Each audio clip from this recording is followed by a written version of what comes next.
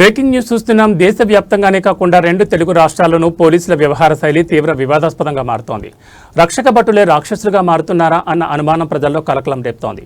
మొన్న మదురైలో తండ్రి కొడుకులను పోలీస్ స్టేషన్లో హతమార్చిన కేసులో 9 మందికి ఉరిశిక్ష విధించిన ఘటన దేశాన్ని షాకు గురిచేసింది.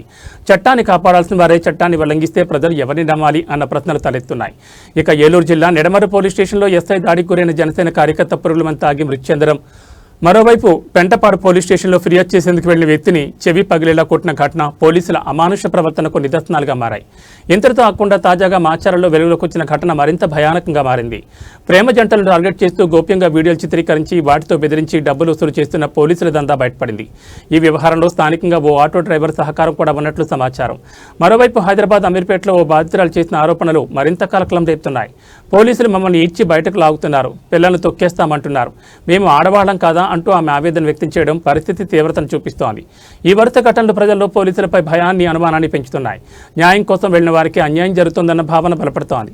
మదురై ఘటనలో కఠిన శిక్షలు పడుతున్నప్పటికీ నిడమర్రు ఘటనలో కేవలం బీఆర్కు పరిమితం చేయడం, బాధితులకు డబ్బులిచ్చి కేసును నీరుగాచినట్లు ఆరోపణలు రావడం, పెంటపాడు ఘటనలో సరైన చర్యలు తీసుకోకపోవడం వ్యవస్థపై అనేక అనుమానాలకు తావిస్తోంది. తాజాగా మాచర్ల ఘటనలో ఒక ఎస్ఐను సస్పెండ్ చేసినప్పటికీ ఇది సరిపోతుందా లేక కఠిన చర్యలు అవసరమా అన్న ప్రశ్నలు వినిపిస్తున్నాయి. ఇలాంటి ఘటనల వల్ల నిజాయితీగా పనిచేసే పోలీసులకు కూడా చెడ్డ పేరు వస్తోందని ప్రజలు ఆవేదన వ్యక్తం చేస్తున్నారు. వెంటనే బాధ్యులపై కఠిన చర్యలు తీసుకుంటూ పోలీస్ వ్యవస్థలో సంస్కరణలు తీసుకురావాలని అంటున్నారు. బాధితులకు న్యాయం జరగాలని ప్రజలు, బాధితులు ప్రభుత్వాన్ని డిమాండ్ చేస్తున్నారు.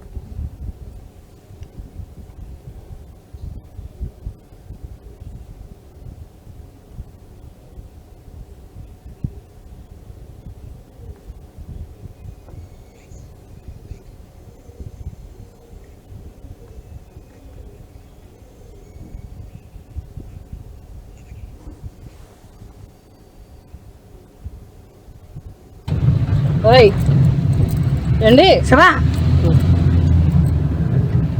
ఏండి తనకే కదా తనకి సాయిస్తుంది.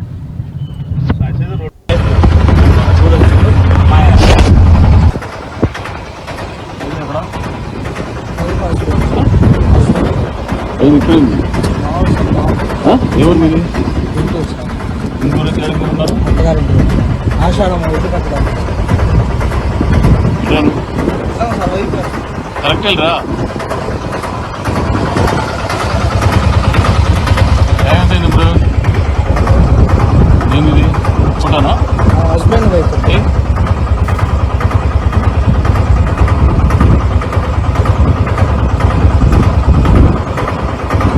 అయిందా మ్యారేజ్ రీసెంట్గా ఫిబ్రవరి 7.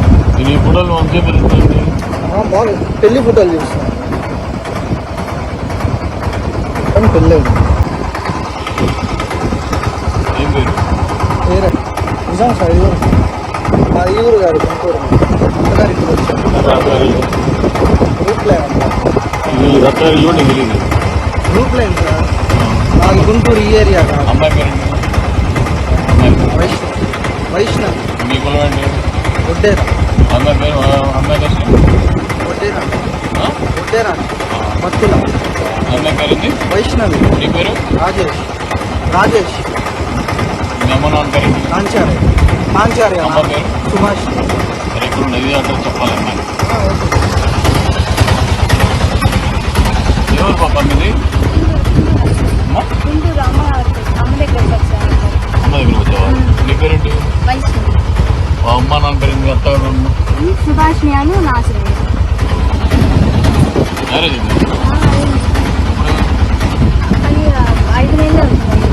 ఏ నెల?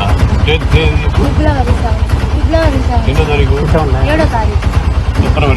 ఏం చదువుకున్నావా? వాడి పేరేంటి?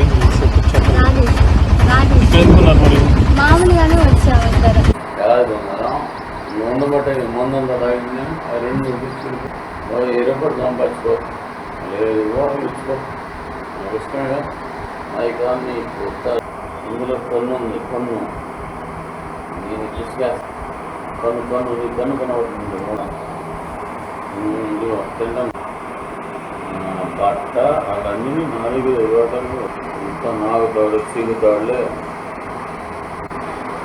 ఎవడు దానికి వస్తున్నవాడు 2000 ఇస్తారు. వస్తున్నవాడు వాళ్ళు 3000 ఇస్తారు. డబ్బులకి అబ్బా ఏమి ఎక్కడికైనా మన డబ్బులకి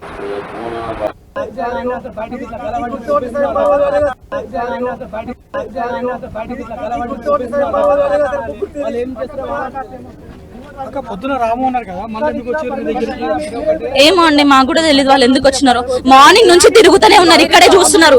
నా పిల్లలు పైనుండి చూస్తుంటే హాయ్ బాయ్ చెప్పకుండా తిరిగినారు పోలీసు నా కొడుకులు. ఈ రోజు నా అన్న పైన సామాన్ తేయడానికి వెళ్తే వాళ్ళు ఎట్లా హ్యాంగ్ చేస్తారు నా అన్నని? ఎవరు వాడు హ్యాంగ్ చేయడానికి? పోలీసు వాడి డ్యూటీ ఏంది? పోలీసు డ్యూటీ ఏంది? కానిస్టేబుల్ ఎవరో ఈమె నా చేయి బట్టి గిచ్చుతుంది తెలుసా బయటికి రామని. నా పిల్లల్ని కింద పడి తొక్కుతున్నారు. బట్టలు ఎట్లా బట్టలు లాగుతున్నారు? మేము ఆడపిల్ల వాళ్ళని ఆడపిల్లలు మేము ఆడపిల్లలంగామా? వాళ్ళ ఆడలు కాదా? సిగ్గులేదు వాళ్ళకి? ఆ పోలీస్ వాళ్ళకి రేవంత్ రెడ్డి గారికి పిల్లం పిల్లలు లేరా? అప్పటి నుంచి మేము అదే చేస్తాము, ఇక్కడ రాము. మేము ముఖ్యమైన డిమాలిషింగ్ చేస్తున్నాం కానీ మీ జోలికి రాము, మేము మీరేం చెయ్యము అని చెప్పి చేసి ఇప్పుడు లాస్ట్ ఫైనల్ వచ్చి మా డిమాలిషింగ్ చేస్తారు.